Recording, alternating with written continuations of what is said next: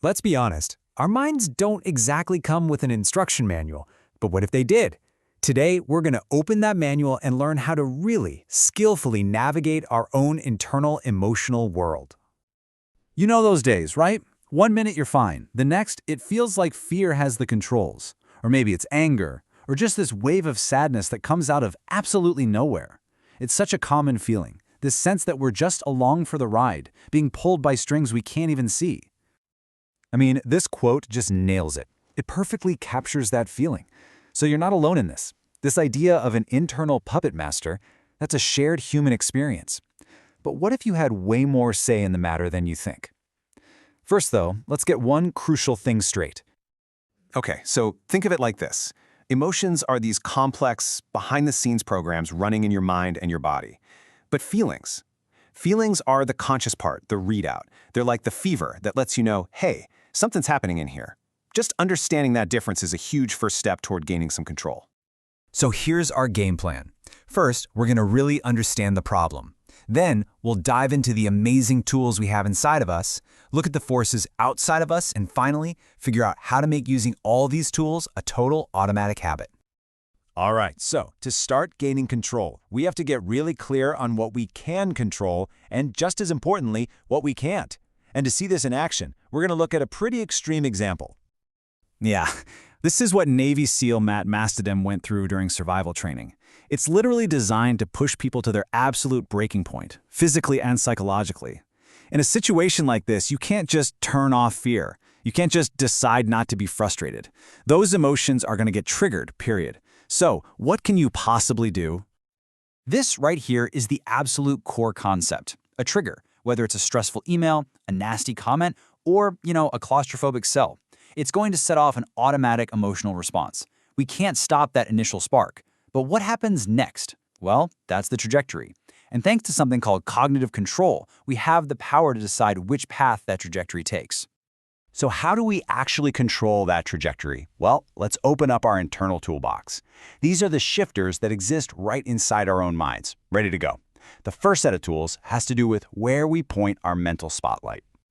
We're actually doing this all the time, toggling between these two things. Sometimes you gotta lean in, you gotta approach a feeling to figure it out and resolve it. But other times, the absolute best strategy is to avoid it, to just distract yourself for a bit and let your psychological immune system do its thing. Neither one is always good or always bad. The real skill is knowing which tool to use and when. Of course, avoidance can definitely become a problem. This is where a helpful tool can turn into a really harmful habit. If you find yourself chronically using substances, or falling into compulsive behaviors, or you're just constantly needing reassurance from other people to avoid a feeling, those are some serious red flags that your avoidance strategy is starting to backfire.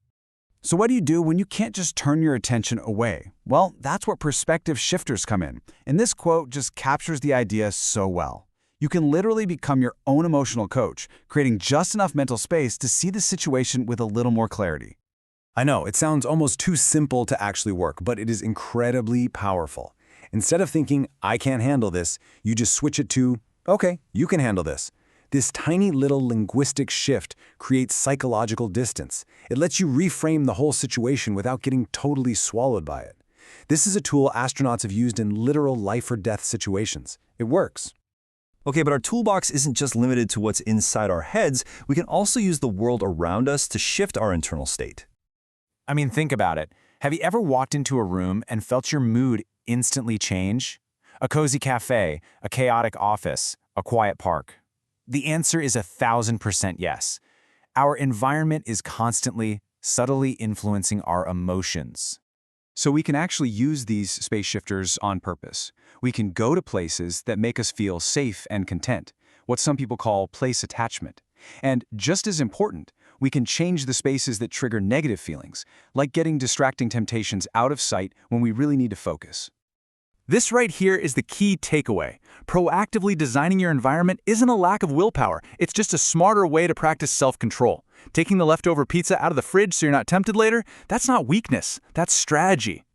And it's not just our physical spaces, it's also the people in them.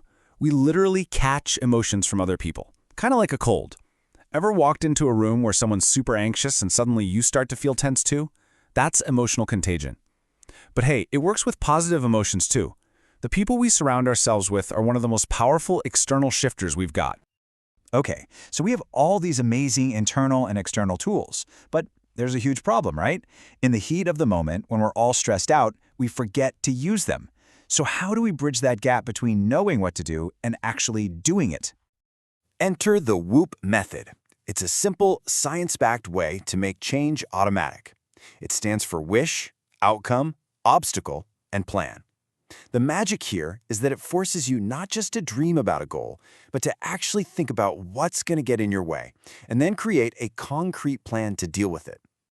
This is that plan part of WHOOP, also known as an implementation intention. By creating a really specific if-then rule, you're basically pre-programming your brain's response. You're taking all the effort out of making a good decision right when you're stressed and need the help most. So let's bring this all together. This is the central shift in how we think about this. You are not some helpless puppet being jerked around by your feelings. You are the player of an incredible instrument, your emotional system, and you can absolutely learn to play it skillfully. And this is the choice we all have. We can let our emotions just create a bunch of noise, screeching so loudly that we and everyone around us just wants to cover our ears. Or we can learn the basics, practice with these tools, and start creating something really beautiful. You have the tools. You have attention shifters and perspective shifters. You can shape your environment and your relationships.